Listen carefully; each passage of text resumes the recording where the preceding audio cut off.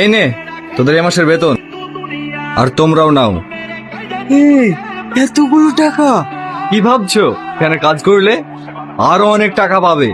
শুধু টাকা। ঠিক আছে এখন যাও, কাল থেকে সব কাজে লেগে পড়ো। এই না বাবা, টাকাটা রাখো, আমার প্রথম মাসের বেতন।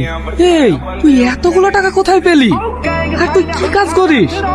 কাল জয়েন করলি আর আজ এতগুলো টাকা দিয়ে দিল?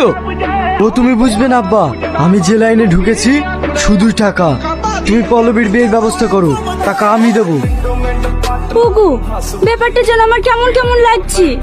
না, ও কি কাজ করে সেটা আমাকে জানতেই হবে।